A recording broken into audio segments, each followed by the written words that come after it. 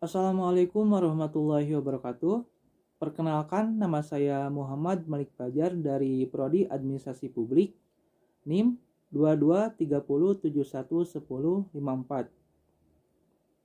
Pada kesempatan kali ini, saya akan sedikit menjelaskan atau mempresentasikan tentang dasar-dasar logika sebagai tugas mata kuliah UTS. Yang pertama, saya akan membahas tentang pengertian logika dan objek logika. Nah, dari pengertian logika itu sendiri, logika berasal dari kata Yunani kuno, logos, yang berarti kata, ucapan, atau alasan. Dalam konteks ini, maksud dari logos dapat diartikan sebagai hasil pertimbangan akal pikiran yang diutarakan lewat kata dan dinyatakan dalam bahasa. Kata logika untuk pertama kali muncul pada abad ke-1 sebelum Masehi oleh seorang filsuf bernama Cicero. Namun demikian, pada masa itu logika masih bermakna seni berdebat. Baru pada sekitar permulaan abad ketiga sesudah Masehi, Alexander Apollodorus menggunakan kata logika dalam arti ilmu yang menyelidiki lurus tidaknya suatu pemikiran. Pengertian logika sebagai ilmu. Logika disebut dengan logika episteme atau dalam bahasa Latinnya logika scientia atau ilmu pengetahuan logika yang mempelajari kecakapan untuk berpikir secara lurus, tepat, dan teratur. Ilmu di sini mengacu pada kemampuan rasional untuk mengetahui dan kecakapan yang mengacu pada kesanggupan akal budi untuk mewujudkan pengetahuan ke dalam tindakan. Kata logis yang dipergunakan tersebut bisa juga diartikan dengan masuk akal. Logika secara luas dapat didefinisikan sebagai pengkajian untuk berpikir secara valid.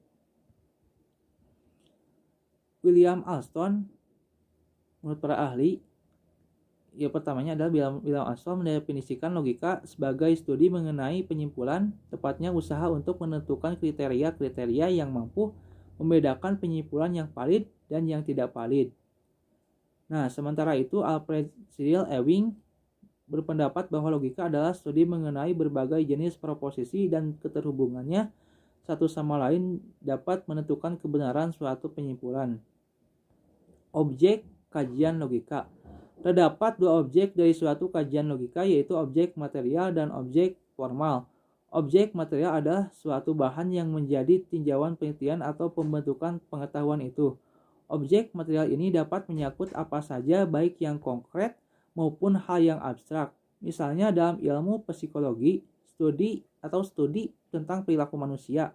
Manusia itu sendiri adalah objek materialnya, sedangkan perilaku atau kegiatan akal budinya adalah objek formal. Nah, pengertian dari objek formal itu sendiri adalah sudut pandang yang ditunjukkan pada bahan dari penelitian atau pembentukan pengetahuan itu, atau sudut dari mana objek material itu disorot. Nah, sebagai contohnya, berpikir adalah objek material logika. Namun demikian, yang dimaksud dengan berpikir di sini adalah kegiatan pikiran akal budi manusia. Dengan berpikir, manusia mengolah dan mengerjakan pengetahuan yang telah diperolehnya. Yang kedua, pembahasan mengenai macam-macam logika. Nah, terdapat beberapa jenis atau macam logika jika dilihat dari beberapa sudut pandang tertentu. Menurut para ahli, salah satunya dari Yang Gi dalam Adib pada tahun 2015, halaman 102-104, jenis-jenis logika adalah sebagai berikut. Yang pertama, logika dalam pengertian sempit dan luas. Dalam arti sempit, logika dipakai searti dengan logika deduktif atau logika formal.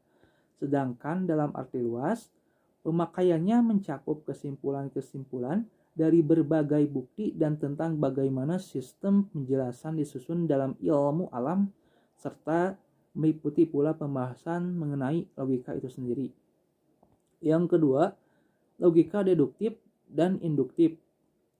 Yang pertama, logika deduktif adalah cara berpikir dengan menggunakan premis-premis dari fakta yang bersifat umum ke khusus yang menjadi kesimpulannya. Sementara itu, pengertian logika induktif merupakan suatu cara berpikir yang berdasarkan fakta-fakta yang bersifat atau khusus yang terlebih dahulu dipakai untuk penerikan kesimpulan yang disebut dengan umum. Yang ketiga adalah logika formal atau minor dan material atau disebut mayor. Logika formal atau disebut juga dengan logika minor mempelajari asas, aturan atau hukum-hukum berpikir yang harus ditaati agar orang dapat berpikir dengan benar dan mencapai kebenaran. Sedangkan logika material atau mayor mempelajari langsung pekerjaan serta menilai hasil-hasil logika formal dan mengujinya dengan kenyataan praktis yang sesungguhnya. Mempelajari sumber-sumber dan asalnya pengetahuan, alat-alat pengetahuan, proses terjadinya pengetahuan, dan akhirnya merumuskan metode pengetahuan itu. Yang keempat adalah logika murni dan terapan. Nah, logika murni merupakan pengetahuan mengenai asas dan aturan logika yang berlaku umum pada semua segi dan bagian dari pernyataan-pernyataan dengan tanpa mempersoalkan arti khusus dalam sesuatu cabang ilmu dari istilah pernyataan yang dimaksud.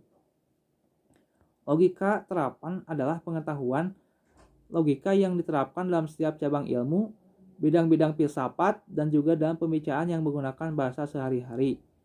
Yang kelima adalah logika filsafati dan matematik. Pengertian logika filsafati merupakan ragam logika yang mempunyai hubungan erat dengan pembahasan dalam bidang filsafat seperti logika berkewajiban dengan etika atau logika matematika menelaah penalaran yang benar dengan menggunakan metode matematik serta bentuk lambang yang khusus dan cermat untuk menghindarkan makna ganda. Pembahasan yang ketiga adalah mengenai hubungan-hubungan dalam logika. Ada 6 macam hubungan logika. Yang pertama, hubungan independen atau hubungan tak bertautan. Dua pernyataan mempunyai hubungan independen manakala keduanya menampilkan permasalahan yang sama sekali terpisah. Contohnya, kuda Sumbawa kuat-kuat, pohon asam berakar tunggal. Semua kelinci adalah lemah, semua kelinci pemakan daun-daunan. Hubungan independen mempunyai tabiat benar salahnya. Pernyataan pertama dipakai menentukan benar salahnya pernyataan yang lain. Kebenaran pernyataan kedua, kuda Sumbawa kuat-kuat, tidak dapat dipakai menentukan benar salahnya pernyataan pohon asam berakar tunggal, begitu pula sebaliknya. Yang kedua adalah hubungan ekuivalen atau hubungan persamaan. Dua pernyataan mempunyai hubungan ekuivalen manakala keduanya mempunyai makna yang sama. Contohnya, makna yang sama. Contoh, semua besi adalah logam, sebagian logam adalah besi. Sebagian cendekiawan menjadi menteri, sebagai cendekiawan bukan tak menjadi menteri. Hubungan ekuivalen mempunyai tabiat benar salahnya pernyataan yang satu menentukan benar salahnya pernyataan yang lain. Dengan perkataan lain, bila pernyataan yang satu benar, maka benar pula pernyataan yang lain. Bila pernyataan yang salah satu yang lain mengikuti juga. Yang ketiga adalah hubungan kontradiktori atau hubungan pertentangan. Dua pernyataan mempunyai hubungan kontradiktori manakala keduanya terdiri term, subjek, dan predikat yang sama tetapi berbeda dalam kualitas maupun kuantitasnya. Hubungan kontradiktori terdapat antara persamaan pernyataan A dan O atau pasangan E dan I. Contohnya, A, semua yang rajin. O, sebagian yang sukses tidak rajin. Semua orang yang saleh tidak pendengki. I, sebagian orang salah pendengki. Sepasang permasalahan kontradiktori mempunyai tabiat bila salah satu yang lain harus benar dan bila yang satu benar yang lain harus salah.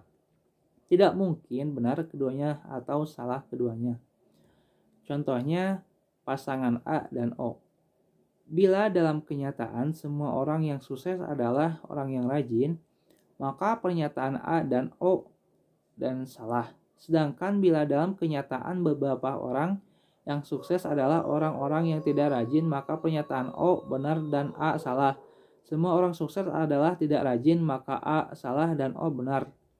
Contohnya, semua mahasiswa kelas A tidak lulus. I, sebagian mahasiswa kelas A lulus. Jika dalam realitas semua mahasiswa kelas A tidak ada yang lulus, maka benar dan I salah. Tetapi bila ada yang lulus dan ada yang tidak, maka I benar dan salah. Bila dalam kenyataan semua mahasiswa lulus, maka salah dan I benar. Jadi dalam hubungan kontradiktori, salah satu harus benar dan salah satunya lagi harus salah. Yang keempat adalah hubungan kontrari atau hubungan perlawanan. Dua pernyataan mempunyai hubungan kontrari manakala term, subjek, dan predikat berupa pernyataan itu sama. Kuantitasnya sama-sama universal tetapi berbeda dalam kualitas. Hubungan kontrari terdapat pada pernyataan A dan E. Contohnya A, semua politikus curang. Semua politikus tidak curang. Hubungan kontrari mempunyai tabiat. Salah satu pernyataan harus salah dan bisa salah keduanya. Bila dalam kenyataan semua politikus adalah curang, maka pernyataan A benar dan salah. Bila dalam kenyataan semua politikus tidak curang, maka A salah dan benar. Bila dalam kenyataan A yang curang dan ada yang tidak curang, maka A dan sama-sama salah. Yang kelima adalah hubungan subkontrari atau hubungan setengah perlawanan. Dua pernyataan mempunyai hubungan subkontrari manakala term, subjek, dan predikat pernyataan itu sama. Kuantitasnya sama-sama partikuler, berbeda dalam kualitas. Hubungan subkontrari terdapat pada pernyataan I dan O. Contohnya I, sebagian pedagang kikir. O, sebagian pedagang tidak kikir. O, sebagian mahasiswa tidak malas. I, sebagian mahasiswa malas. Hubungan subkontrari mempunyai tabiat, yaitu salah satunya pernyataan harus benar dan bisa benar keduanya. Bila dalam kenyataan semua pedagang adalah kikir, maka I dan O salah. Bila semua pedagang adalah tidak kikir, maka O benar dan I salah. Bila dalam kenyataan sebagian pedagang kikir, sebagian tidak kikir, maka I dan O sama-sama benar. Yang keenam adalah hubungan implikasi atau hubungan mencakup.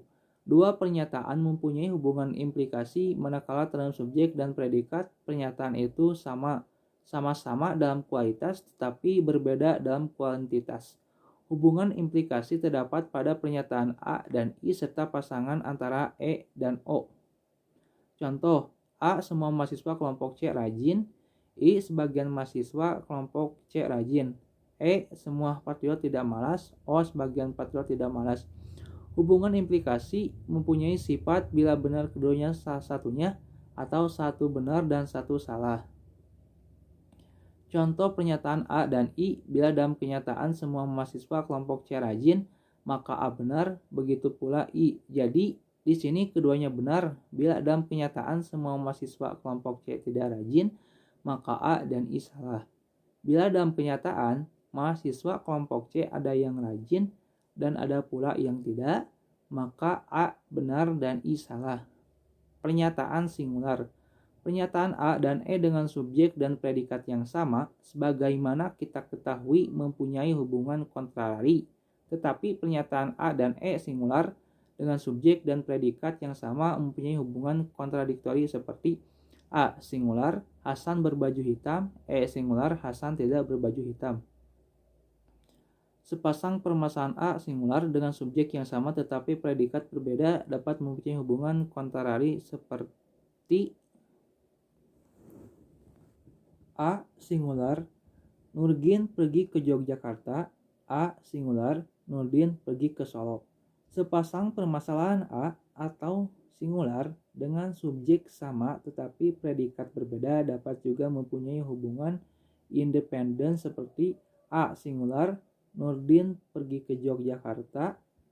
B singular, Nurdin anak yang cerdas. Yang keempat, pembahasan mengenai hukum-hukum logika sebagai dasar untuk berpikir secara benar.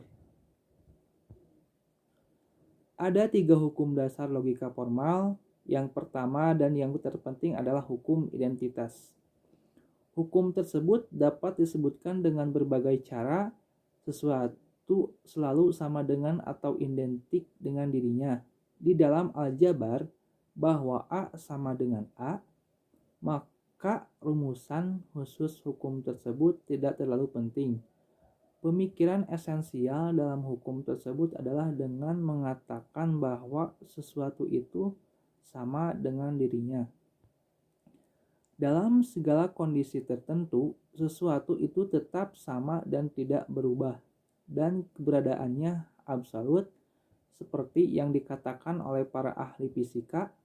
Material tidak dapat dibuat atau dihancurkan. Nah, materi tetaplah sebagai materi.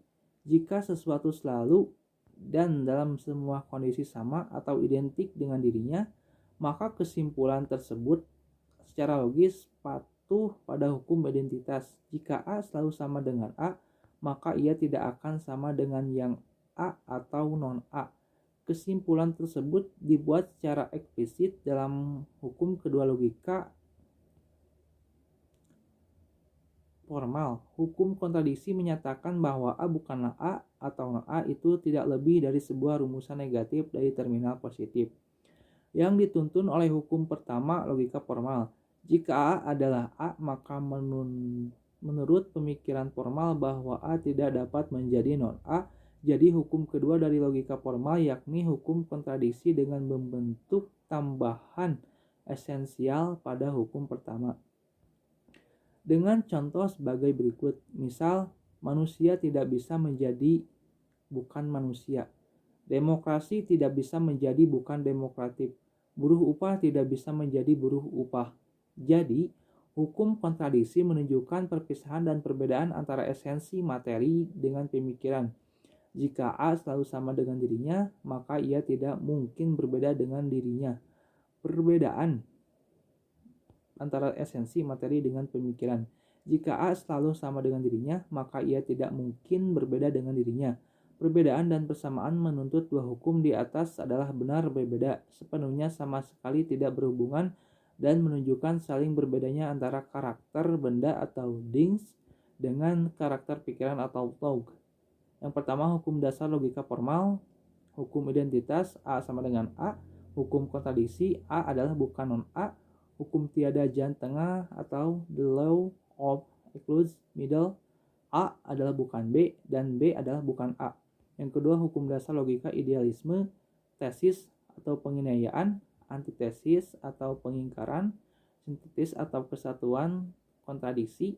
Yang ketiga, hukum dasar logika dialektika, perubahan kuantitas menjadi kualitas, contohnya air mendidih. Kutub berlawanan yang saling memasuki, contohnya hidup dan mati. Negasi dari negasi, contohnya perkembangan sebuah tanaman. Term adalah semua tanaman.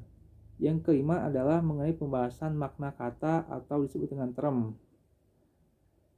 Term adalah kata atau rangkaian kata yang berfungsi sebagai subjek atau predikat dalam suatu keputusan atau kalimat. Misalnya, kucing itu tidur. Kata kucing merupakan subjek dan kata tidur merupakan predikatnya. Dalam logika, kata-kata hal penting sebagai term artinya kata-kata itu hanya penting sebagai subjek atau predikat dalam suatu kalimat. Term bisa serupa term tunggal atau term majemuk. Term itu tunggal apabila hanya satu kata saja, misalnya binatang, membeli, mahal, kucing, dan seterusnya. Term itu majemuk apabila terdiri dari 2 atau 3 kata dan bersama-sama merupakan suatu keseluruhan, menunjukkan satu dan berfungsi sebagai subjek atau predikat dalam suatu kalimat. Misalnya jam dinding itu mati, lapangan bola kaki itu penuh rumput, dan seterusnya. Fungsi term. Pada umumnya, term mempunyai dua fungsi yang berfungsi denotasi dan konotasi. Detonasi adalah nama atau tanda dari suatu benda atau sejumlah benda yang ditunjukkan oleh term itu. Konotasi adalah kualitas atau karakteristik dari suatu benda atau sejumlah benda yang ditunjukkan oleh term sehingga term itu tidak dapat lagi dipergunakan untuk benda-benda lain. Antara denotasi dan konotasi terdapat hubungan timbal balik yang erat. Artinya jika yang satu bertambah, maka yang lainnya akan berkurang, dan sebaliknya. Dalam hal ini, terdapat berbagai kemungkinan. Jika denotasi bertambah, konotasi berkurang. Jika denotasi berkurang, konotasi bertambah. Jika konotasi bertambah, denotasi berkurang. Jika konotasi berkurang, denotasi bertambah. Untuk menjelaskan ini, marilah kita perhatikan term manusia sebagai contoh. Denotasi dari term manusia meliputi semua manusia dan hanya manusia. Konotasinya meliputi animalitas dan rasionalitas. Jika kita perluas denotasinya dengan menambahkan semua binatang yang lainnya, maka konotasinya akan berkurang menjadi animalitas saja. Sebaliknya jika kita perluas konotasinya dengan menambahkan atribut beradab, maka denotasinya akan berkurang. Karena term manusia itu kemudian hanya akan dapat dipergunakan untuk menunjukkan manusia yang beradab saja, tidak menunjukkan semua manusia seperti yang dimaksudkan sebelumnya. Jenis-jenis term. Telah kita ketahui bahwa suatu term adalah kata atau kelompok kata-kata yang dapat dipergunakan sebagai subjek atau predikat dalam sebuah proposisi. Berikut ini akan dijelaskan jenis-jenis term. Yang pertama, term bersahaja dan komposit. Dinamakan term bersahaja yakni apabila term terdiri dari hanya satu kata saja, misalnya manusia, kuda, rumah, dan lain sebagainya. Sebaliknya, bila term itu terdiri lebih dari satu kata, misalnya kuda, putih, rumah besar, dan sebagainya, maka term ini dinamakan term komposit.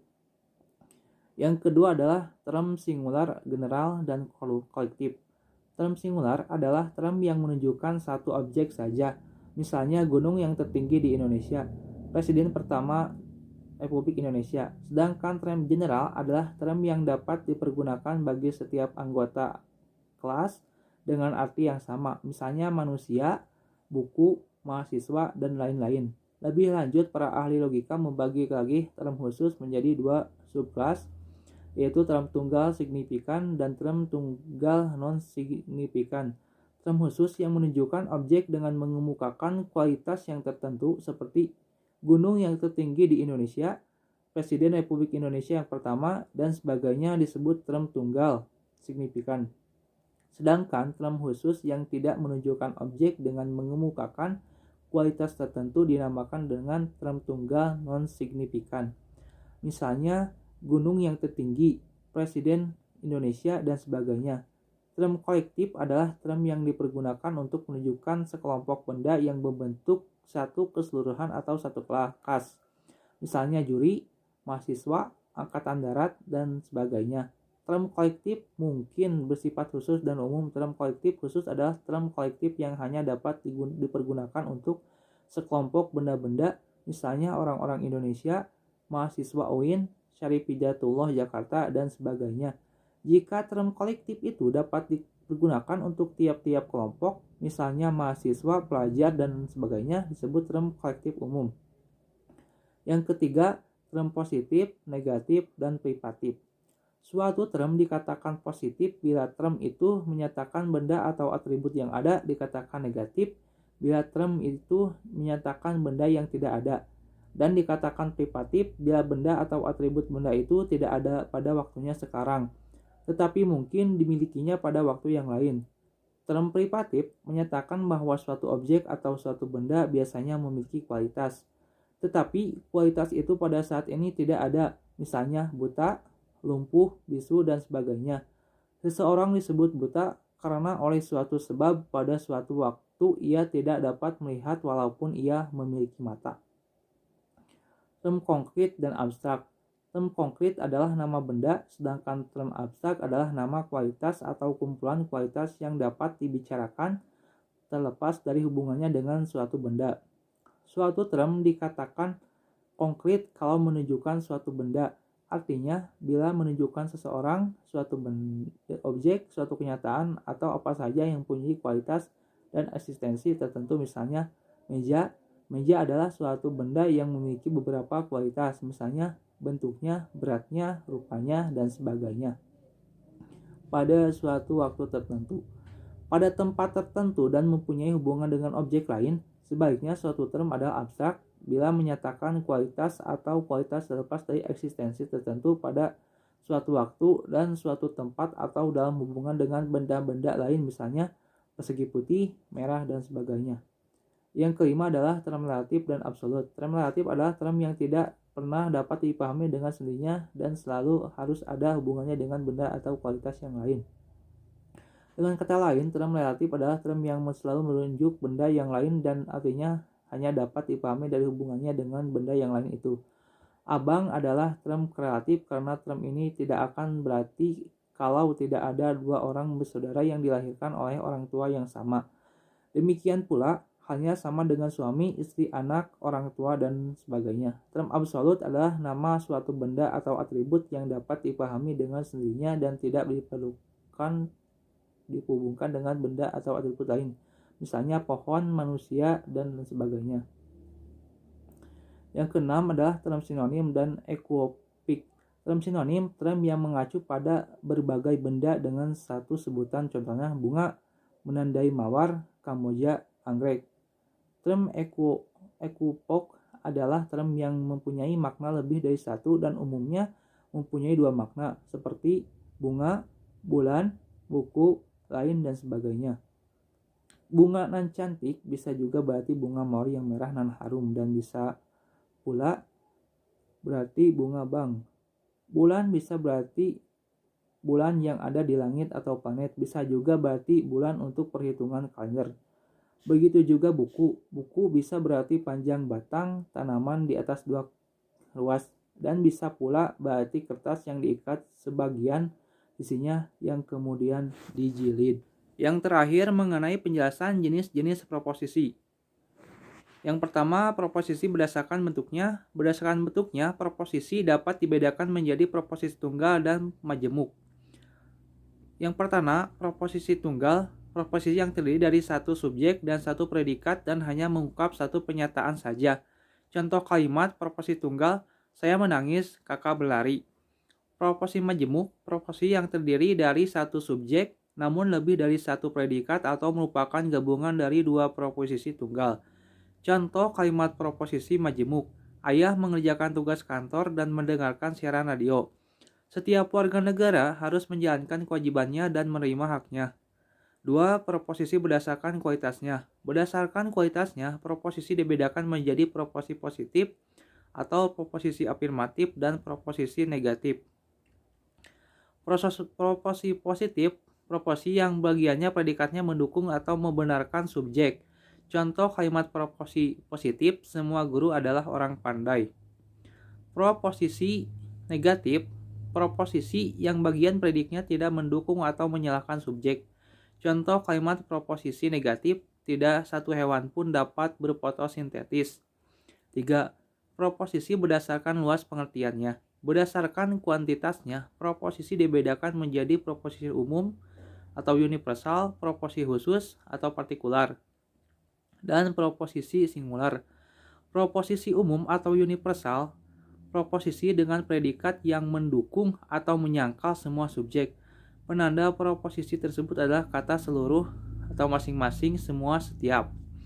Contoh kalimat proposisi umum, semua siswa harus mengerjakan PR yang diberikan guru. Proposisi khusus atau proposisi partikular dengan pernyataan khusus mengiyakan sebagian subjek adalah bagian dari predikat. Dapat dikatakan pula bahwa proposisi khusus mengungkap sebagian dari semua aspek. Contoh kalimat proposisi khusus, sebagian mahasiswa di kampus ini adalah penerima beasiswa. Proposisi singular, proposisi yang hanya mengungkap satu aspek. Proposisi singular ditandai dengan kata ini dan itu. Contoh, pohon kelapa ini akan ditebang. Proposisi berdasarkan sifat pembenaran atau pengingkaran berdasarkan sifat pembenaran atau pengingkarannya. Proposisi dibedakan menjadi kondisional dan kategorial. Proposisi kategorial pembenarnya atau pengingkaran pada proposisi sifatnya mutlak atau pasti benar atau pasti salah. Sehingga pembenaran proposisi kategorial tanpa syarat. Contoh kalimat proposisi kategorial, semua makhluk hidup akan mati. Proposisi kondisional merujuk pada proposisi yang merupakan pembenaran atau pengingkaran bersyarat atau dapat berupa pilihan. Proposisi kondisional dibedakan menjadi proposisi kondisional hipotesis dan proposisi kondisional disjungtif. Proposisi kondisional hipotesis merujuk pada suatu pembenaran dengan syarat. Apabila proposisi terpenuhi, kebenaran terjadi. Contoh kalimat proposisi kondisional hipotesis. Jika kemarau terjadi, tanah kering, jadi tanah akan kering jika terdapat kemarau. Proposisi kondisional disjungtif merupakan pada suatu pembenaran dengan pilihan dan seringkali menggunakan kata atau contoh kalimat proposisi kondisional disjungtif. Saya harus pergi ke sekolah atau bekerja untuk mencari nafkah. Yang kelima, proposisi berdasarkan kualitas dan kuantitas. Berdasarkan kualitas dan kuantitasnya, proposisi dibagi menjadi proposisi A atau proposisi universal atau singular positif. Proposisi mengungkapkan suatu hal secara keseluruhan dan pembenaran, membuat pengakuan atau hal positif. Contoh proposisi A, rak buku ini terbuat dari plastik. Proposisi E atau proposisi negatif mengungkapkan semua penolakan, pengingkaran atau hal negatif. Contoh proposisi E, rak buku ini tidak terbuat dari kayu. Proposisi I atau proposisi partikular aktif, proposisi mengungkap pembenaran sebagian dari semua pengakuan atau positif. Contoh proposisi beberapa karyawan pabrik melakukan demonstrasi. Proposisi O atau proposisi partikular negatif, proposisi mengungkapkan sebagian dari semua pengingkaran, penolakan atau hal negatif. Contoh proposisi O, beberapa buruh pabrik tekstil tidak melanjutkan kontrak kerja. Nah, itu penjelasan mengenai dasar-dasar logika secara singkat. Mohon maaf bila ada kesalahan. Saya juga masih dalam tahap pembelajaran. Bulung gratik, Bung Cendawasih. Cukup sekian, terima kasih. Wassalamualaikum warahmatullahi wabarakatuh.